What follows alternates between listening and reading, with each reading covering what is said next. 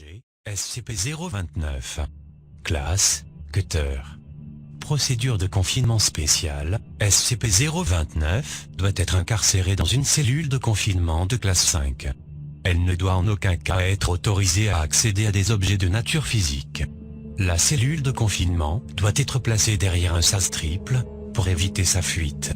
Depuis l'incident 029-34A, SCP-029 n'est plus nourrie, car elle ne semble pas avoir besoin de nourriture pour survivre.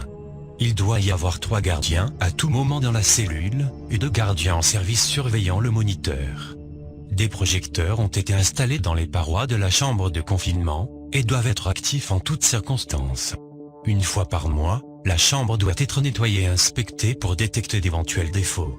Aucun homme n'est autorisé à rencontrer SCP-029, et ce, quelle que soit la situation.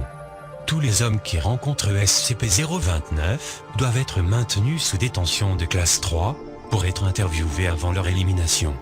SCP-029 a demandé un lit, refusé une couverture, refusé des livres, refusé des vêtements, refusé. C'est ridicule. La jeune fille ne peut même pas avoir des vêtements. Nous ne sommes pas des animaux, laissez-la au moins se couvrir. Signé Dr Eric Bodine. Dr Bodine, vous êtes autorisé à donner des vêtements à SCP-029, signé Dr Light.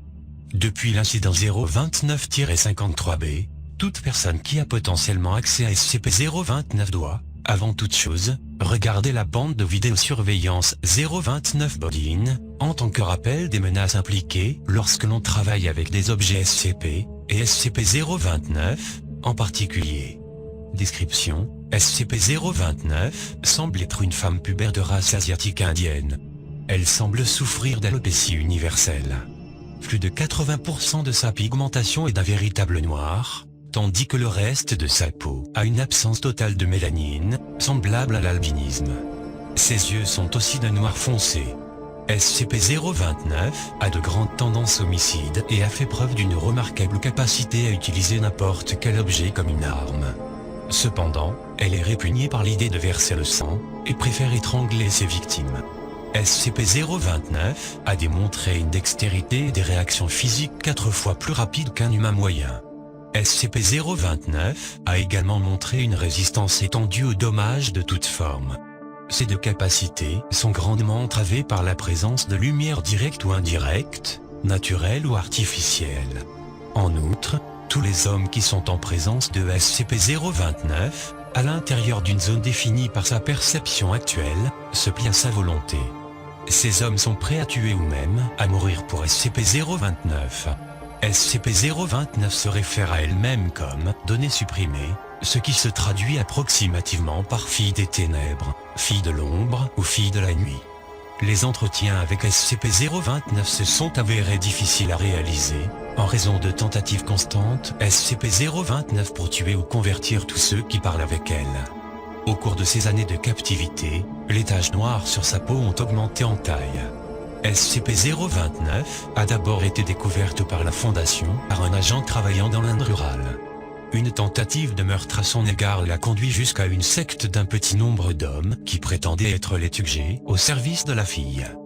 Plusieurs semaines d'enquête ont montré qu'ils croyaient que le monde était dans les dernières années de la Kali Yuga, et qu'en sacrifiant 1 million de vies à la fille des ténèbres, ils pouvaient amener leur déesse sur Terre et causer la fin du monde. Ils croyaient aussi que seuls les sacrifices effectués par étranglement étaient ajoutés à ce décompte.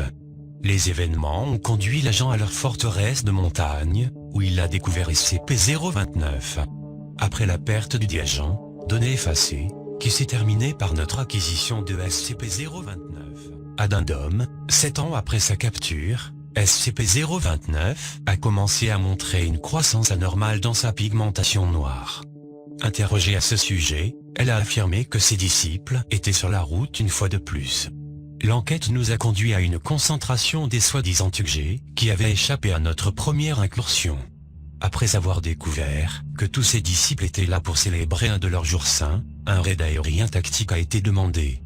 Lorsque la première bombe a chuté, SCP-029 se réveilla de son sommeil et se mit au lait.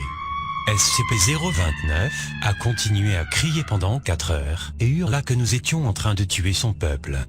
Depuis cet événement, la croissance de la pigmentation noire s'est complètement arrêtée.